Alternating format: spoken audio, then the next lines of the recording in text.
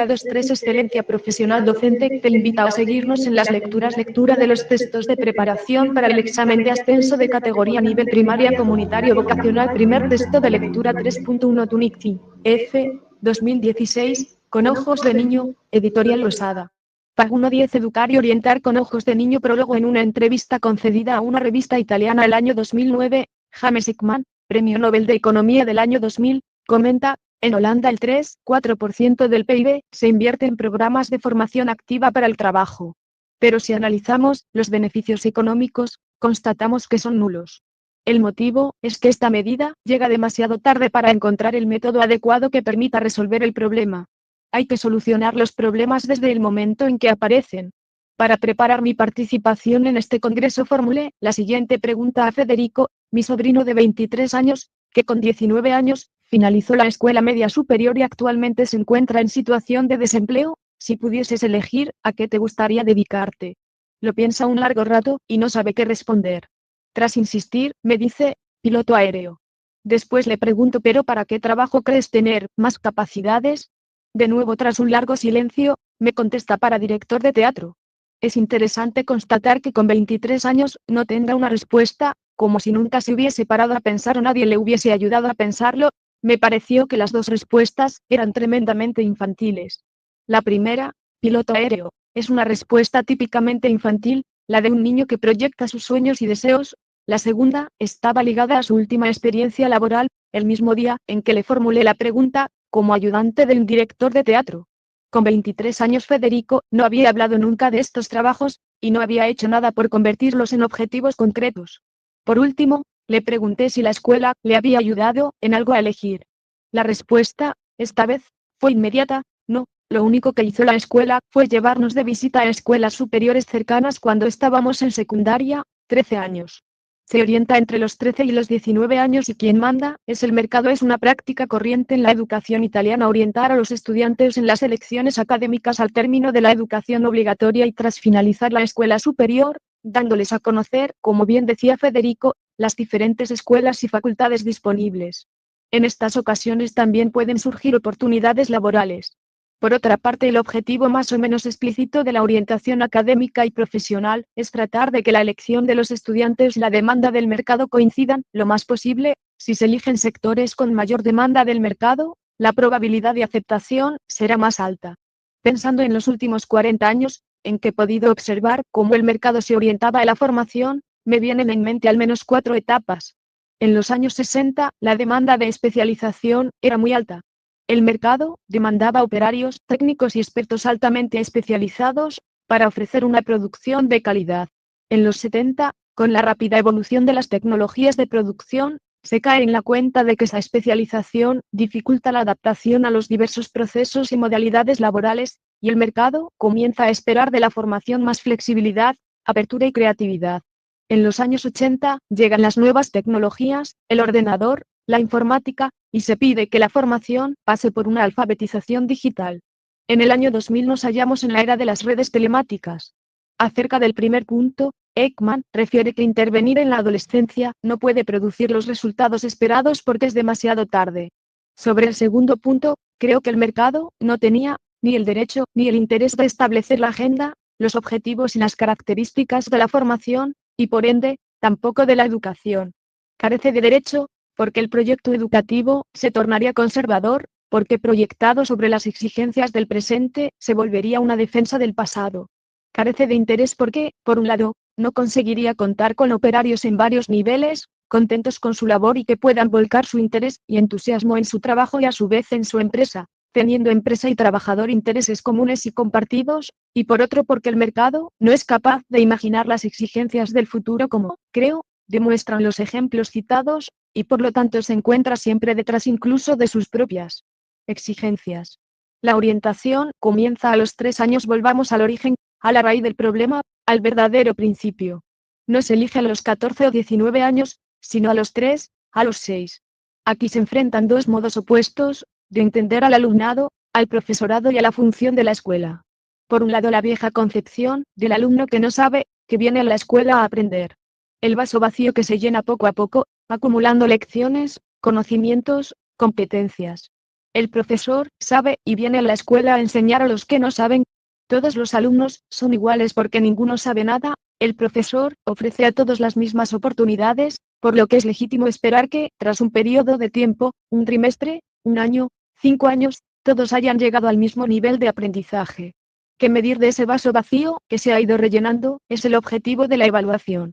Es evidente que en este modelo la orientación hacia la elección de los estudios superiores y de la actividad laboral solo tendrá lugar cuando terminen las exigencias cognitivas y actitudinales precedentes, cada cosa a su tiempo.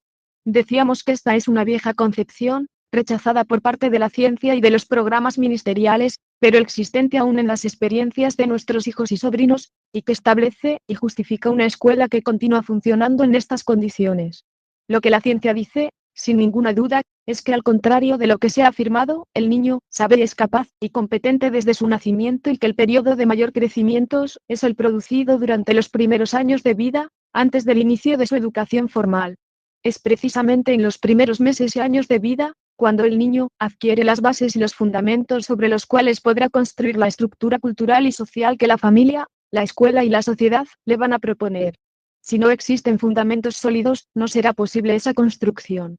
Este niño o niña no asiste a la escuela para empezar a aprender, sino para continuar con su trayectoria de conocimientos, que dura ya 6 años, y hacerlo junto a sus compañeros, con la ayuda necesaria del maestro y utilizando los instrumentos que la escuela le proporciona. Pero los protagonistas siguen siendo ellos. En esta escuela el maestro no será ya quien posee la verdad y la garantiza, sino quien proporciona el método, el experto que sabe hacer trabajar conjuntamente a los alumnos con sus diferencias, sacando partido de esa diversidad y resaltando las capacidades y potencialidades de cada uno.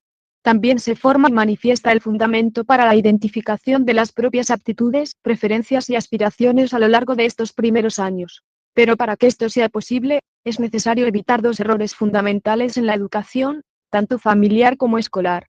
El hijo campeón, la hija bailarina. A menudo en la educación familiar, se ofrece a los hijos, desde los primeros años, diversas oportunidades de aprendizaje, desde lingüísticas y deportivas a artísticas. A menudo la elección suele ser aleatoria o condicionada por la disponibilidad de las diferentes escuelas. En ocasiones, es dictada por las aspiraciones de los progenitores, la posibilidad de que la hija o el hijo puedan vivir experiencias que ellos hubiesen deseado de pequeños y que no han podido vivir, que se convierta en un deportista famoso o niños prodigio del ámbito artístico. En mi opinión, esta es la peor manera de preparar a los hijos e hijas para la vida y para elegir libremente su futuro, basándose en sus propias aptitudes y tendencias a fin de abrirse camino y labrarse su propia profesión. A menudo, la elección de los progenitores es rechazada por los hijos e hijas, y con el tiempo, abandonan tanto el deporte, como el instrumento musical o las tantas técnicas expresivas. Y así, en lugar de apasionarse con la afición de sus progenitores, la terminan odiando para siempre. Pero el aspecto más negativo es que, de este modo, los progenitores perciben como imposible conocer las preferencias y las aptitudes de sus hijos, que solo afloran en el juego o en el tiempo libre pasado con los amigos. Observando su comportamiento, los progenitores podrán ayudar mejor a la elección de sus hijos e hijas sin gastar dinero. Decía Julio Velasco, el gran entrenador argentino de voleibol, que no conviene iniciarse en las actividades deportivas demasiado pronto, que es mejor dejar jugar libremente a los hijos e hijas, ya que así es como mejor manifiestan sus cualidades, preferencias y deseos. Siguiendo esta observación, hay más probabilidades de captar excelentes cualidades y, de paso, hacer más felices a nuestros hijos e hijas. Buen estudiante, como el profesor. Igual de grave es el error que comete la escuela cuando propone como modelo un parámetro con el que el alumno está obligado a cumplir y medirse. Cuando la escuela ofrece una restringida oferta de lenguajes presentados como importantes, cuando pide a todos los alumnos asumir el modelo presentado por el maestro, que incorpore al programa oficial mediante el libro de texto. Los lenguajes importantes son el escrito, el matemático o el científico. Menos importantes son el gráfico, el plástico o el musical. Los lenguajes corporales como la danza, la fuerza o la destreza física, no solo no se reconocen, sino que además son obstaculizados y reprimidos porque se perciben como inoportunos y fastidiosos. Por esta razón, los alumnos que lleguen a la escuela con aptitudes afines a las esperadas y que se expresan voluntariamente en estas lenguas privilegiadas, tendrán una trayectoria académica positiva y satisfactoria. Aquellos que provienen de culturas o clases sociales distintas a las del maestro, y que son hábiles, competentes y apasionados de otros lenguajes, encuentran dificultades y fracasos hasta que abandonan la escuela al no encontrar ningún beneficio. Es interesante ver cómo el lenguaje corporal es aceptado durante los primeros niveles de la educación infantil. En efecto, estas expresiones prevalecen en este nivel educativo y al iniciar la educación primaria, van perdiendo importancia a medida que se inician en el aprendizaje de la escritura y del cálculo, para acabar desapareciendo en la educación secundaria. Por otra parte, la escuela pide a los alumnos, de un modo más o menos explícito, convertirse en lo que sus maestros son, recordar sus explicaciones, sabe repetir el contenido de los libros de texto, renunciando a las ideas propias, a las aspiraciones propias y a sus propios sueños. Merece la pena releer un fragmento de una carta escrita por don Lorenzo Milani. La escuela debe esperar aquel día glorioso en que su mejor alumno le diga: pobre vieja, ya no entiendes nada, y la escuela contesta con la renuncia a conocer los secretos de su hijo feliz, esperando solamente que su hijo sea vivo y rebelde. El alumno rebelde, dice este gran educador moderno, es el mejor, es la demostración del éxito de la educación. Rebelde significa que tiene ideas propias, que es capaz de expresarlas, aunque sea cuestionando al maestro. Hoy en día, al menos en la realidad italiana, son considerados los mejores, y por tanto dignos de un puesto de trabajo, aquellos que cuentan con una buena familia, conocimientos, apoyo y recomendaciones. Los padres legan su puesto de trabajo a sus hijos, los hijos de profesores universitarios se convierten en profesores en universidades, donde sus padres tienen puestos de responsabilidad. Es un escándalo que ahora se considera casi un derecho. Quisiera aprovechar estas páginas para denunciar este abuso que, obviamente, priva de la posibilidad de aspirar a esos puestos a los candidatos más aptos y con más méritos, y propongo dos alternativas. 1. En tiempos de crisis económica, cuando el número de desempleados, especialmente los jóvenes, es tan alto, sigo convencido de que existe un puesto de trabajo, al menos para los mejores. 2. Cada uno de nosotros, de nuestros hijos y de nuestros estudiantes, cuenta con un ámbito, un sector y una potencialidad para el que es útil. Solo, si conseguimos ayudar a nuestros hijos y a nuestros estudiantes a reconocer su nivel de excelencia, podrán llegar a ser los mejores. Por tanto, la verdadera orientación es aquella que permite a cada uno reconocer sus preferencias, capacidades, deseos y talentos, y desarrollarlos lo máximo posible hasta convertirlos en los mejores, al menos en algún ámbito. Y no se trata de una elección que puede darse al finalizar la escuela obligatoria o en el momento de elegir la universidad, sino que es un proceso que debe iniciarse desde los primeros años y que acompaña el desarrollo cognitivo, social y emocional de los niños, adolescentes y jóvenes. De una escuela para unos pocos a una para todos. El problema radica no tanto en la orientación académica profesional como tal, sino en el enfoque general de la educación, su filosofía, sus objetivos, sus propuestas, sus métodos. La correcta orientación será una consecuencia más de la correcta educación. La escuela del pasado, la misma a la que yo asistí de niño, era una escuela para pocos, y tenía como función principal completar la educación básica que la familia garantizaba. Los alumnos que entraban, especialmente los que proseguían con sus carreras académicas, procedían de un entorno acomodado, de familias motivadas y cultas. La familia, garante de las bases culturales, esperaba que la escuela completara esa formación, que la enriqueciera con aquellos elementos que sabían serían útiles en sus futuras tareas profesionales y sociales. Por ello se comprende y se acepta que la escuela se dedicase a instruir en disciplinas aparentemente excéntricas como una bonita caligrafía, la oratoria, la historia antigua, la geografía exótica. Pero estos alumnos se preparaban para cubrir puestos de responsabilidad de la vida política, económica, académica y científica de sus países, donde desarrollar esas competencias tendría un significado. La gran revolución democrática de la segunda mitad del siglo pasado, tras las grandes dictaduras, tras las guerras civiles y la Segunda Guerra Mundial, ha garantizado a todos los alumnos el derecho a la educación, claramente reflejado en las cartas constitucionales de nuestros países. En efecto, hoy día en España e Italia, como en la mayor parte de los países desarrollados, los niños no solo acceden a la escuela sino que casi todos completan la educación obligatoria. Pero la escuela no ha sido capaz de transformarse de un modo coherente y se ha mantenido asequible solo para unos pocos. Sigue siendo un complemento, pero de algo que la mayoría de las familias no es capaz de garantizar. Necesitamos una escuela para todos, para que cada uno pueda ser el mejor, para que la escuela sea capaz de responder a las promesas constitucionales y a las exigencias de nuestros países modernos y democráticos, debe ser capaz de una revolución interna, de un cambio radical que la convierta en una escuela para todos y cada uno de los alumnos. Solo en una escuela así cada estudiante será capaz de explotar los recursos y talentos, y desarrollar habilidades personales al más alto nivel posible.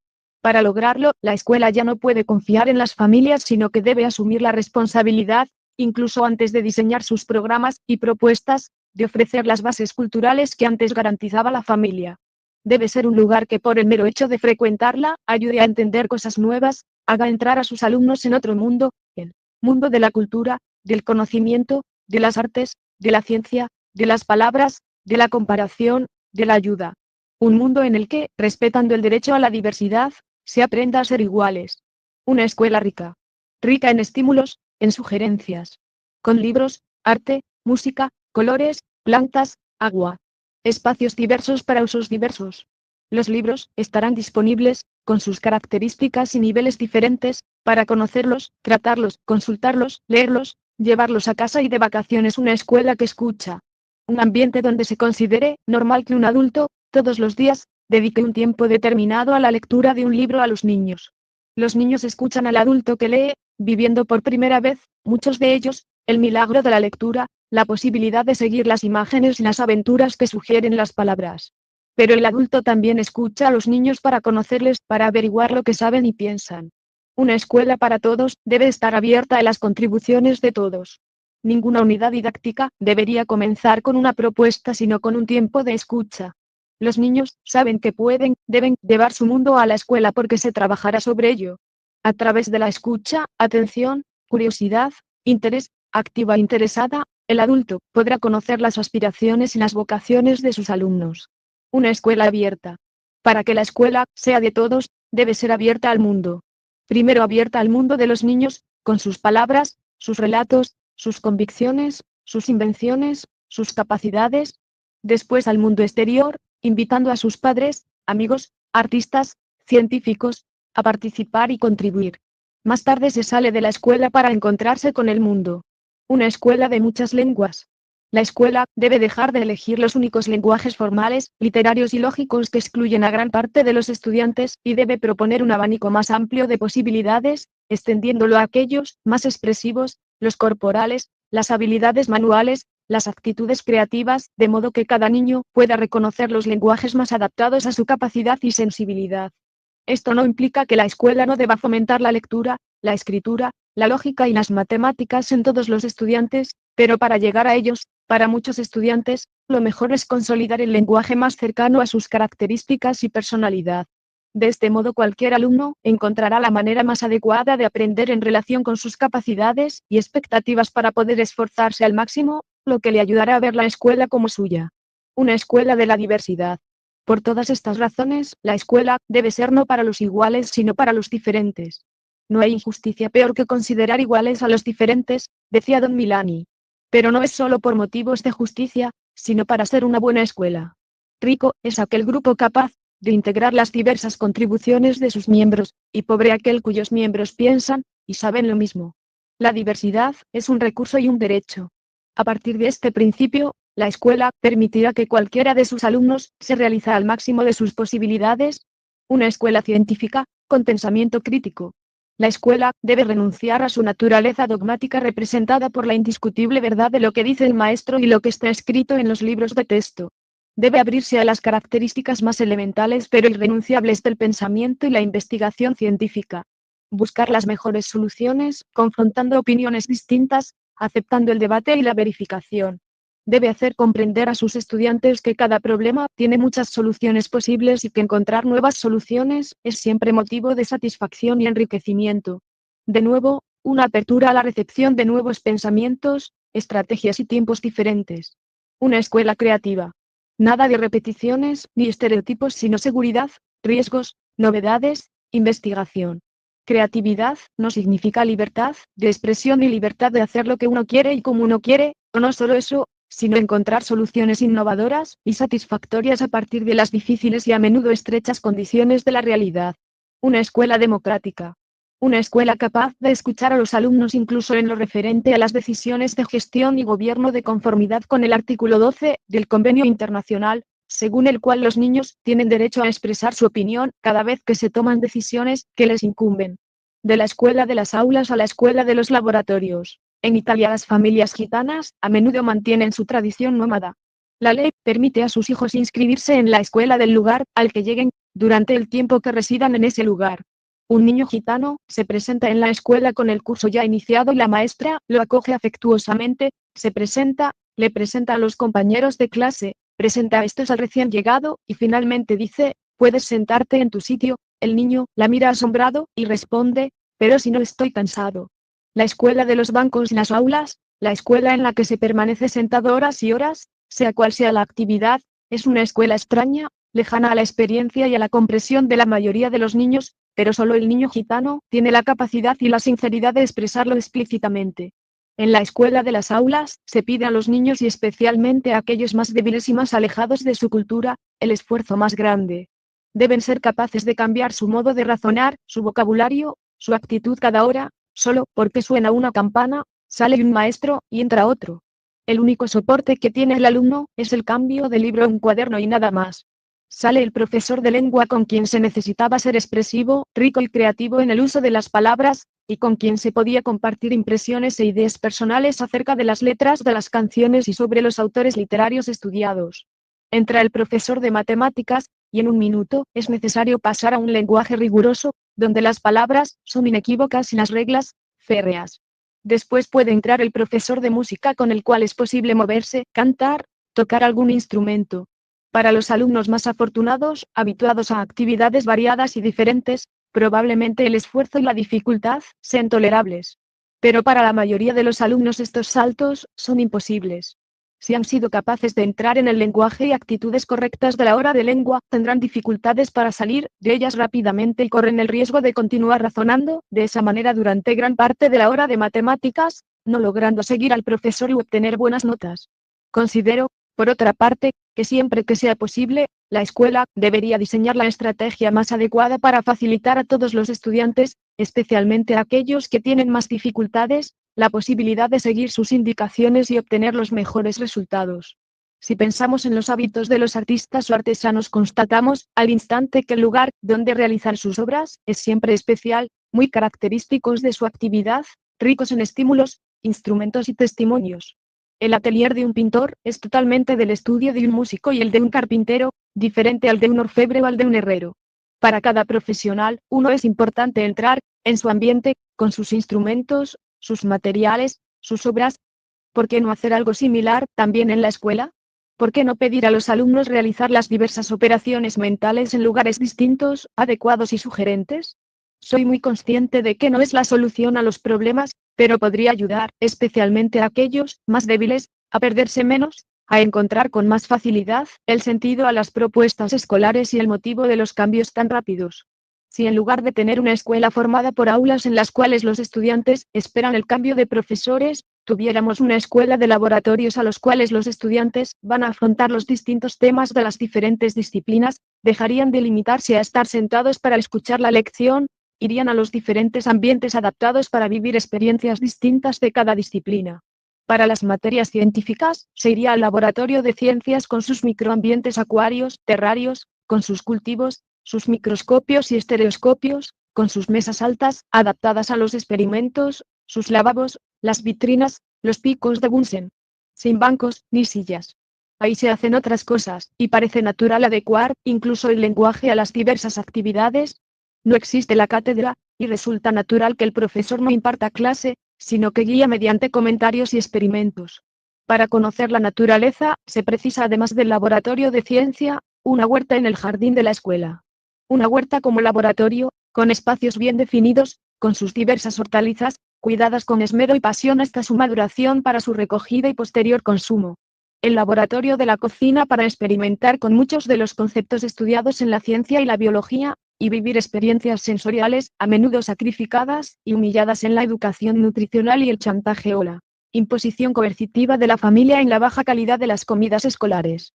Un laboratorio donde un grupo de estudiantes pueda prepararse una comida, consumirla con alegría, con el placer de encontrarse con nuevos sabores y la satisfacción de haberla hecho ellos, naturalmente con la ayuda de un profesor. Para las materias literarias, se puede utilizar la biblioteca, teniendo a su disposición la colección de libros de literatura y libros de consulta, como diccionarios, manuales, atlas o periódicos. En las paredes tendremos mapas del mundo para localizar fácilmente las noticias del día o las referencias literarias. Tendremos mesas para escribir. Para la lectura, la música o el teatro, habrá un laboratorio con alfombras, cojines y luces tenues. Un ambiente relajante en que poder liberarse fácilmente de los problemas cotidianos y seguir las fantasías y emociones que sugiere la lectura en voz alta del profesor o el sonido de los instrumentos. Para el arte, la creatividad y la pintura, tendremos un ambiente luminoso, creativo, rico en sorpresas, colores, de materiales extraños y variados. Estantes que albergan los objetos realizados, las pinturas y los instrumentos de trabajo. Botes con pinceles y colores para los grupos de trabajo. El horno para la cerámica. Grandes caballetes para la pintura, mesas para trabajar con la arcilla. Cestas de materiales varios como hojas, telas, papeles de colores, botones, espejos para los colas, para crear. Para la actividad física un gimnasio, pero también el jardín o la calle.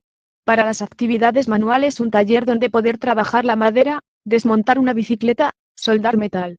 Pesadas mesas de madera para la carpintería, mesas de metal para la mecánica. Las herramientas en la pared. Los materiales en cestos y compartimentos. En este laboratorio, por la tarde, los alumnos podrán volver con sus bicis para limpiarlas y ajustarlas.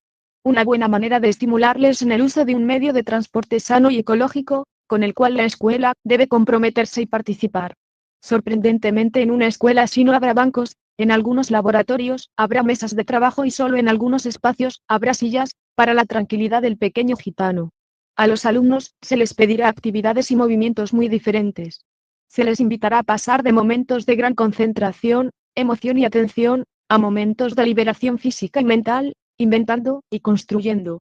No resulta difícil imaginar cómo una escuela de estas características será mucho más amigable y comprensiva para aquellos alumnos que tienen dificultades para comprender las extrañas y abstractas propuestas de la escuela. En estos ambientes las diversas propuestas encuentran un ambiente adecuado y adquieren sentido más fácilmente. No es difícil ver cómo esta escuela se parece por un lado a la escuela de la infancia, que siempre funciona con rincones y laboratorios, y por otro a las escuelas universitarias de alta especialización que, de nuevo, son articuladas con laboratorios más que con clases. Conclusiones. Creo que es evidente que en una escuela así, que acompaña a sus alumnos y alumnas en su desarrollo, desde los 3 a los 18 años, todos tendrán la oportunidad real de conocer sus preferencias, sus actitudes y sus capacidades. Tal vez solo bajo estos fundamentos, el estudiante estará dispuesto a comprometerse y emplear sus fuerzas para realizar un sacrificio que le permita desarrollar su límite al máximo posible, hasta convertirse en el mejor. Para lograr este resultado, tendrá que darse un acuerdo entre la familia y la escuela que permita a los alumnos expresarse libremente, utilizando suficiente tiempo libre. Los adultos observarán, tratarán de entender y adaptarse a las actitudes que los niños expresen y en las que destaquen. Acompañarán este proceso madurativo, ofreciendo experiencia y profundizaciones cada vez más ricas y desafiantes, lo que le permite mantener una relación concreta y real con el mundo exterior, en lugares y ocasiones en que esas tendencias se expresan. El niño que ama escribir conocerá el mundo de la literatura y de la poesía, ofreciendo a sus compañeros un ejemplo que probablemente muchos querrán seguir.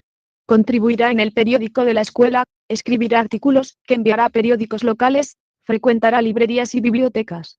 Del mismo modo, el niño apasionado por la mecánica deberá poder practicar en los laboratorios de la escuela sus actividades preferidas, conocer y frecuentar los talleres mecánicos de la zona, tomar parte en relaciones cada vez más complejas y satisfactorias. Lo mismo cabe decir del que ama el baile, las matemáticas, la biología o la pintura. La posibilidad de dedicarse propiamente y de la manera más adaptada a su edad a sus actividades favoritas, sin duda será la mejor preparación para la elección profesional y la oportunidad de presentarse al mundo del trabajo, preparado, satisfecho y dispuesto a realizar el máximo esfuerzo. Naturalmente, la posibilidad de dedicarse a las actividades favoritas no debe ser nunca la forma exclusiva de educar. El apoyo de la familia y la escuela debe impulsar siempre a las niñas y los niños a usar las disciplinas más populares y más conocidas como un punto de apoyo, como una base segura para avanzar en otras áreas aparentemente más difíciles y distantes. Opino que quien se siente seguro en un sector, en el suyo, no tendrá miedo de arriesgar cualquier cosa por explorar y conquistar nuevos sectores de conocimientos y competencias, especialmente si los adultos y compañeros saben hacerle ver que esto enriquece su personalidad y su propia competencia específica. Francesco Tonucci Instituto di Scienze e Tecnologie, della Cognizione Consiglio Nazionale delle Ricerche. ¿Quieres participar de las lecturas de los textos del nivel primario comunitario vocacional? Escribe al celular 609323030 at. CKPOS.